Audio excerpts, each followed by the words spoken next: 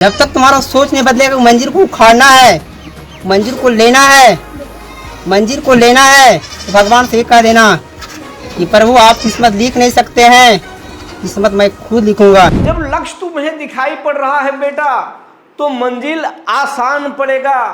कह दो भगवान से नसीब आप नहीं लिखते हो प्रभु, नसीब तो हम खुद लिख लेंगे, मंजिल को चाहेंगे उखाड़ लेंगे। ये भाषा क्या किसी यूपीएससी अभ्यर्थी का भी हो सकता है, या फिर जो आईएएस बना है या यूपीएससी क्रैक किया उसका भाषा हो सकता है?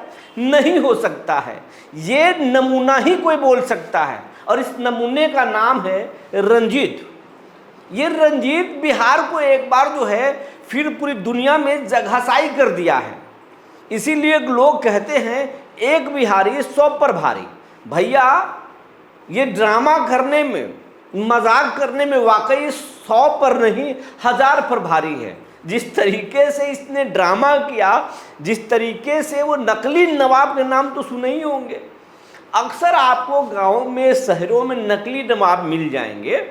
नकली रुतबा, नकली शान व शौकत दिखाने के लिए चाहे जितने उड़ा लो, कर्ज ले लो या फिर कुछ भी कर लो, आपको ये ऐसे नमूने मिल जाएंगे। लेकिन ये जो नमूना, शेखपुरा का नमूना जो अभी सामने आया है शुरुआती दौर में, ये शेखपुरा गांव, शेखपुरा जिला के महुली थाना क्षेत्र के फतेहपुर गांव का है। नाम है रंजीत कुमार, दिल्ली में नौकरी करता है था। गांव पर आया, गांव पर अभी यूपीएससी का रिजल्ट आया, 444वां रैंक खुद को बताया कि ये हमारा जो है रैंक आया है। ये खबर जो है पूरे पहले उस इलाके में, फिर शेखपुरा में आग की तरह फैल गई। वहाँ के पूर्व विधायक हों या फिर लोकल थाने के थानाध्यक्ष, हर कोई बुके लेकर, मिठाई लेकर उस गांव में दौड़े दौड़े आया, और फिर उसके कच्चे का मकान, ईंट से जुड़ा हुआ कच्चे दीवार का मकान को देखकर और उसके सामने मिठाई खिलाया। पूर्व विधायक भी मिठाई खिलाए, थानेदार भी मिठाई खिलाए, गांव के लोग भी खुशी के आंसू रोए और उसे गले मिलाया। लेकिन वो अंदर अंदर कह रहा था कि भैया अभी तो आईएएस हम बन गए, लेकिन ये आईएएस का रुतबा कब तक चलेगा, कितना दिन चलेगा। बाहर से उसकी हंसी, अंदर से डर उसको खाए जा रहा था। लेकिन बात इतना आगे बढ़ गई थी कि उसको रोक भी नहीं सकता था। तब तक कोई बंदा आया और फिर गूगल में सर्च किया यूपीएससी रैंक 444, उस पर दूसरे जगह के देश के अन्य राज्य का अभ्यर्थी निकला, और फिर उससे पूछ लिया भैया ये तो आपका नाम नहीं है और आपका रिजल्ट नहीं है। बात जो है थाने तक पहुंची, थाने से भी जांच हुआ, जांच में आरोप सत्य पाया गया। तब तक रंजीत बाबू जो मंजिल उखाड़ने की बात कर रहे थे वो खुद गांव से फुर्र हो गए, भाग गए। लोग कहने लगे दिल्ली में रंजीत नौकरी करता है, वहाँ मजदूरी का काम करता है, दिल्ली ही फरार हो गया था। लेकिन दिल्ली, रंजीत को दिल्ली जाने तक का पैसा अगर जेब में रहता तब तो दिल्ली जाता, पैसा था नहीं, रंजीत कहीं दुबका हुआ था। लेकिन बाद में 2-4 दिनों में जब मामला शांत हुआ तो रंजीत बाबू फिर शेखपुरा में प्रकट हो गए। जैसे ही प्रकट हुए, जो थानेदार बुके देकर साथ में फोटो खिंचाया था और आईएएस साहब के साथ सेल्फी का जो आनंद लिए थे, वही पुलिस उन्हें पकड़ ली। लेकिन आप जानते हैं, पकड़ाने के बाद भी जो कांस्टेबल पकड़ने वाले थे, गिरफ्तार करने वाले जो कांस्टेबल थे, फिर से उस फर्जी आईएएस रंजीत के पास फोटो खिंचाया और हंसी किया।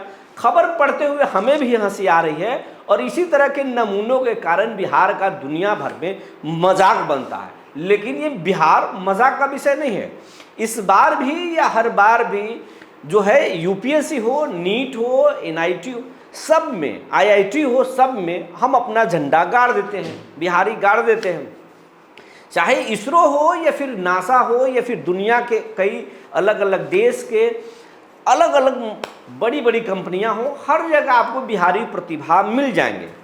ये बिहार वही है जिसने बुद्ध को ज्ञान दिया, जिसने जीरो का आविष्कार किया।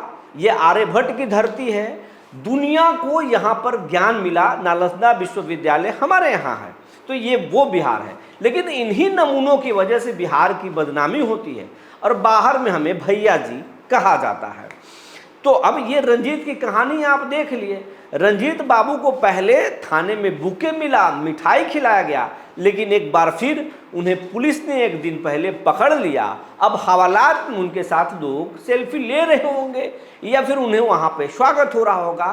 तो कहने का ये मतलब है कि कभी भी झूठी थोड़ी देर के लिए शानो शौकत मत बढ़ाइए, थोड़ी देर के लिए नकली नवाब मत बनिए। अगर ऐसा करने में आपको खुशी मिलती है तो ये खुशी भारी पड़ेगा, क्योंकि झूठ की बुनियाद पर बनाया गया दीवार बहुत देर तक नहीं चलता। अगर सच में ताकत होता है और हमेशा सच ही जीतता है, झूठ कभी भी जीत नहीं सकता। अगर असल ज़िंदगी में आप जो हैं उसे ही बताइए। अगर हमारी हैसियत साइकिल से चलने की है या फिर मामूली कपड़े पहनने की है, अगर हम एक मामूली से आदमी हैं तो हम मामूली ही बताएंगे। हम मेहनत से अपनी तकदीर को बदल सकते हैं, कई लोग बदले भी हैं, लेकिन अगर झूठ के बुनियाद पर आप अपने आप को नहीं बदल सकते हैं। और जीवन को सबसे बेहतर तरीके से बदलने का सीधा एक ही माध्यम है, वो है शिक्षा। तो अपने आप को चाहे किसी भी उम्र में हो, पढ़ाई कर रहे हो या पढ़ाई छोड़ दिए हो, आप पढ़ते जाइए, कुछ सीखते जाइए, बेहतर अपने आप को करते जाइए और अपने आसपास की संगत को ज़रूर ठीक कीजिए, क्योंकि संगत का असर ज़िंदगी पर पड़ता है। मान लीजिए आप गाँवों में रहते हैं, लेकिन आप फिर बड़े ब्यूरोक्रेट के बीच में रहने लगे, आप उनके साथ रहने लगे, सोसाइटी में आपकी इज्जत क्या बनेगी, छवि क्या बनेगा, और आपके अंदर भी बदलाव धीरे धीरे होने लगेगा। लेकिन वही आपका अगर संगत 10 ब्योड़ों के बीच में हो जाए या फिर 10 खराब लोगों के बीच में हो जाए, तो फिर आपका छवि कैसा बनेगा समाज में, आप समझ लीजिए। आप खुद समझ सकते हैं, आप इसको अच्छे से कोई भी समझ सकता है। लेकिन अगर आप 10 संतों के बीच में रहने लगे तो आपकी छवि संतों वाली हो जाएगी। तो संगत का ज़िंदगी में बहुत असर होता है। अच्छे लोगों के बीच में, पॉजिटिव इंसान के बीच में रहना शुरू कीजिए, सीखना शुरू कीजिए और बेहतर से बेहतर करना कोशिश कीजिए। झूठ की सहारा बिल्कुल मत ले। झूठ वहीं पर बोल सकते हैं आप जहां आपको जान पर खतरा आ जाए।